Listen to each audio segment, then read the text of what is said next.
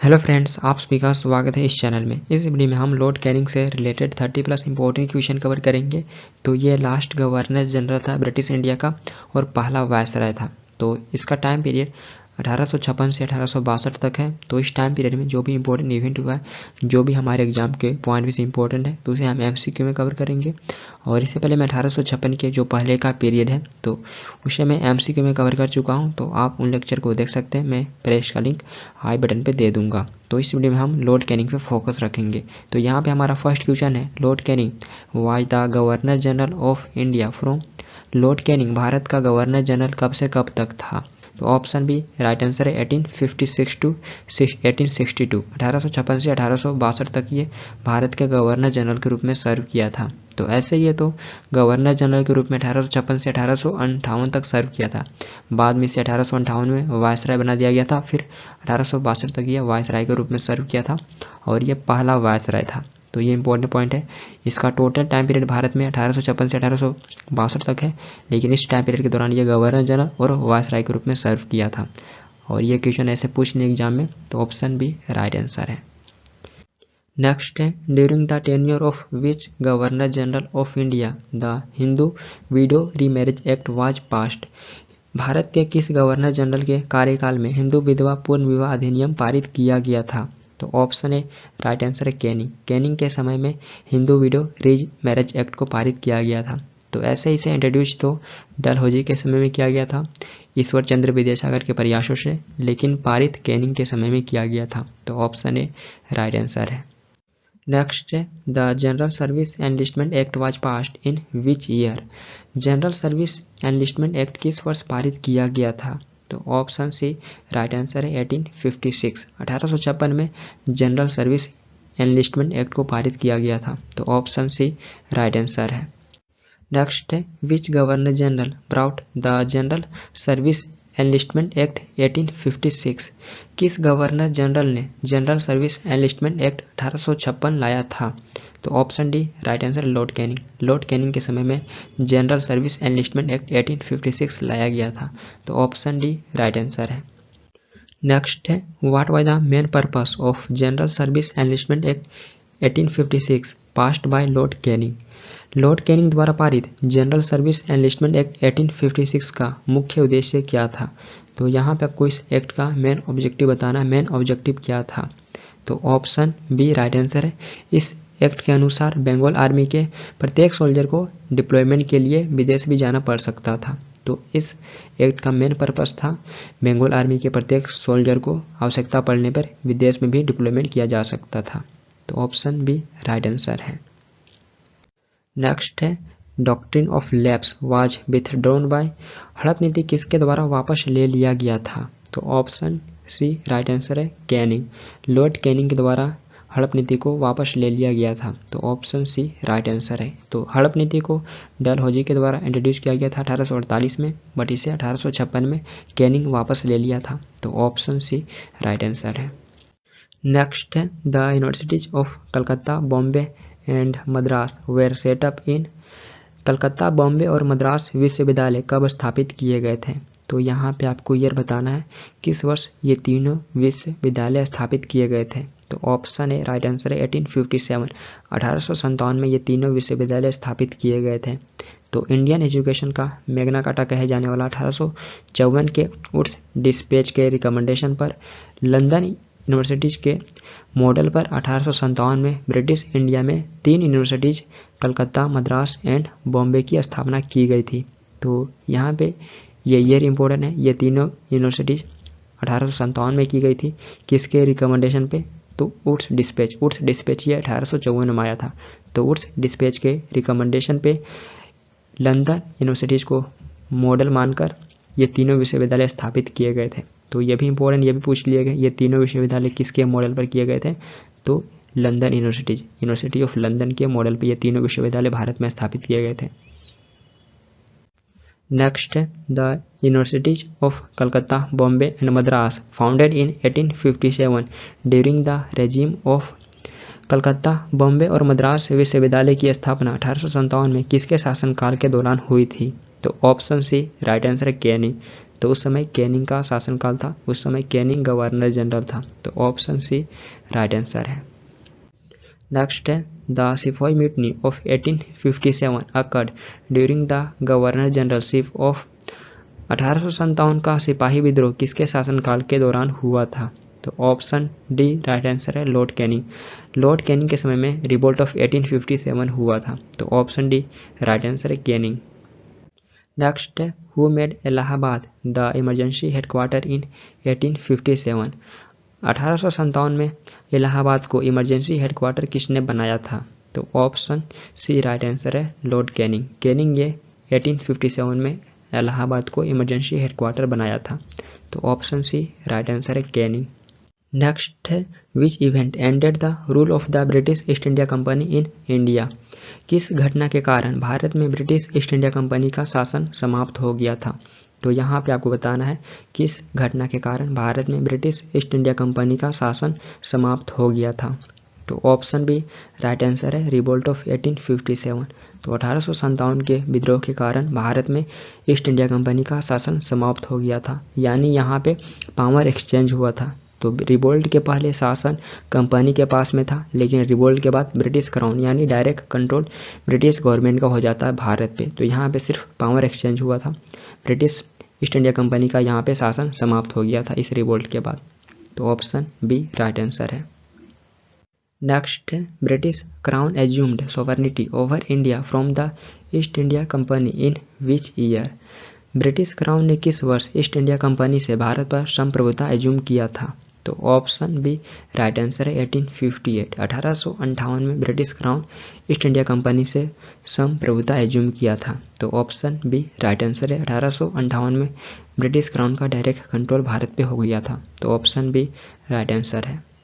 Next है the governor general of India was given the title of viceroy for the first time in? Bharat के governor general को पहली बार viceroy का title कब मिला था? तो ऑप्शन ए राइट आंसर है 1858। 1858 में पहली बार गवर्नर जनरल को वायसराय का टाइटल दिया गया था। तो ऑप्शन ए राइट आंसर है 1858 में पहली बार वायसराय का टाइटल प्रयोग किया गया था रूलर को, जो रूल करता था पूरे भारत पे।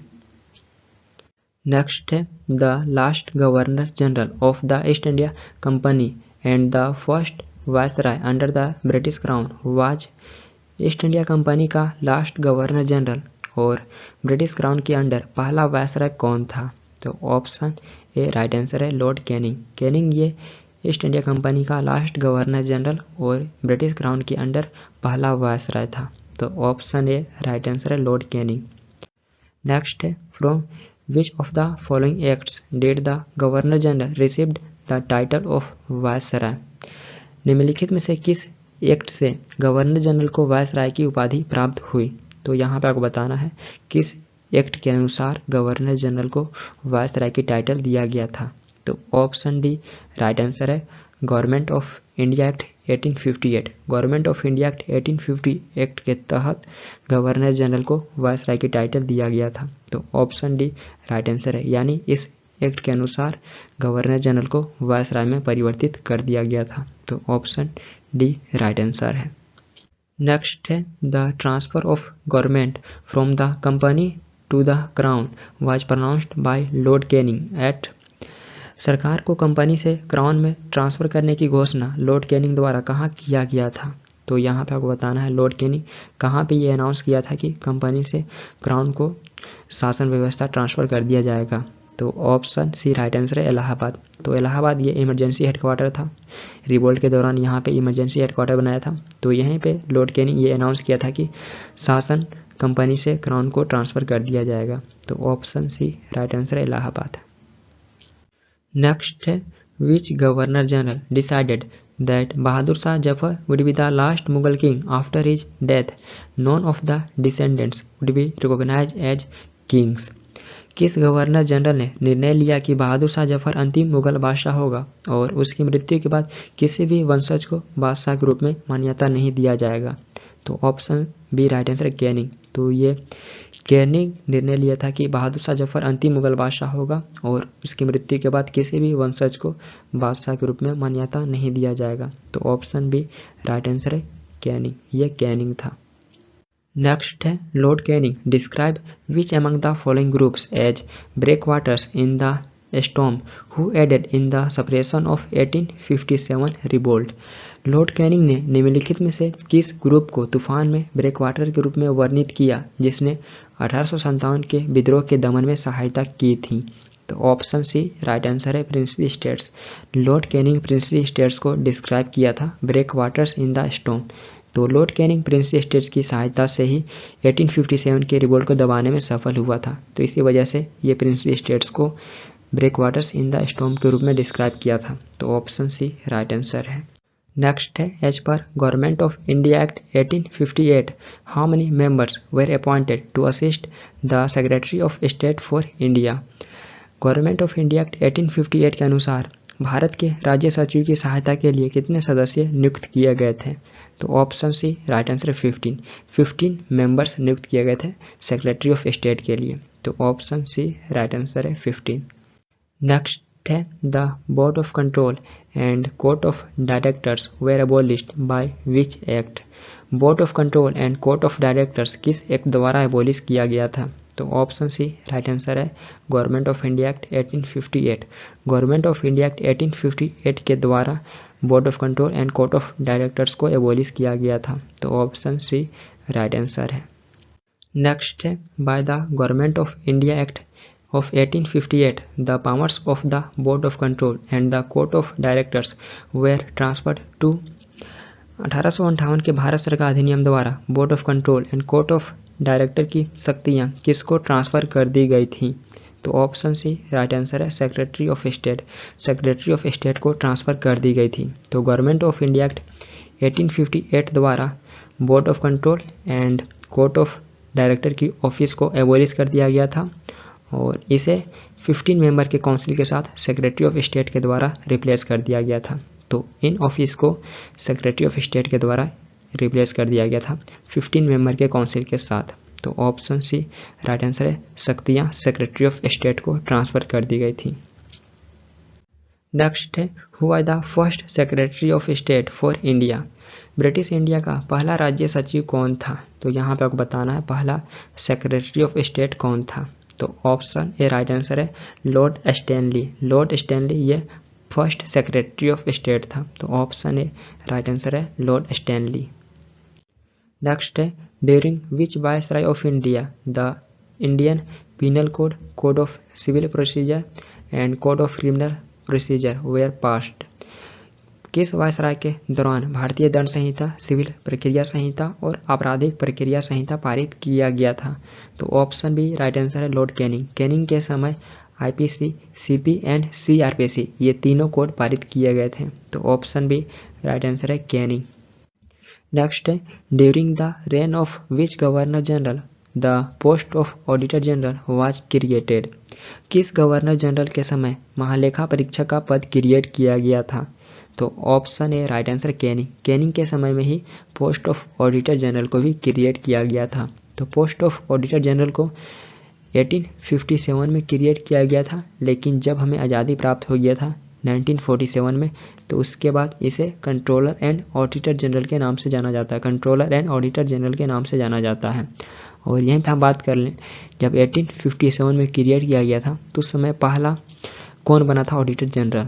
तो पहला auditor general sir Edward drummed. Sir Edward drummed ये 1860 में फर्स्ट ऑडिटर जनरल बना था। तो ऑप्शन ये राइट आंसर है कैनिंग के समय में पोस्ट ऑफ ऑडिटर जनरल को क्रिएट किया गया था। नेक्स्ट है the system of budget was introduced in India during the viceroyalty of.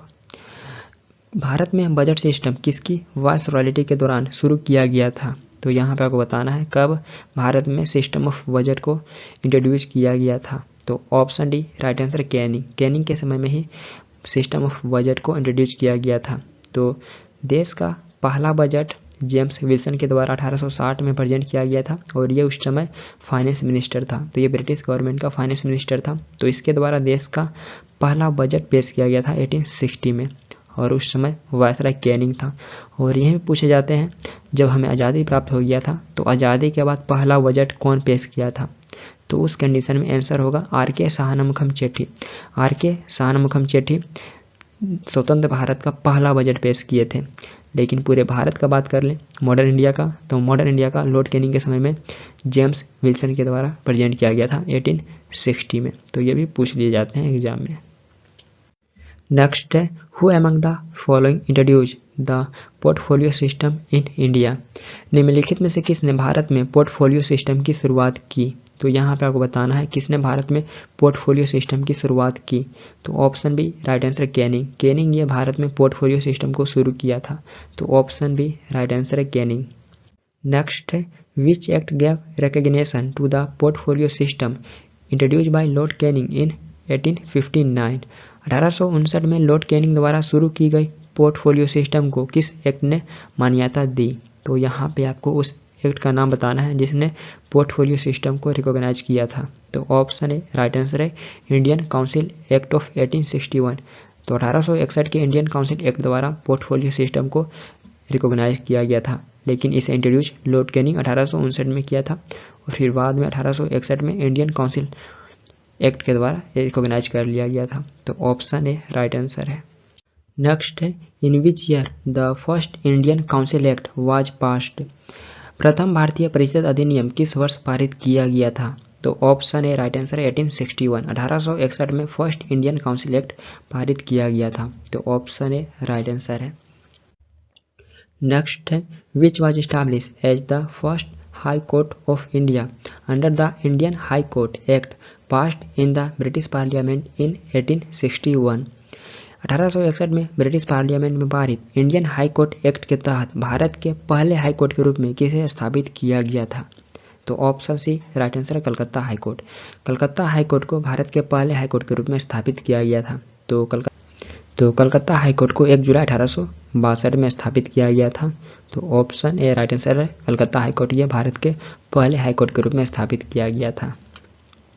Next in 1862 which among the following Indian was nominated by Lord Canning, the then Viceroy, to his legislative council।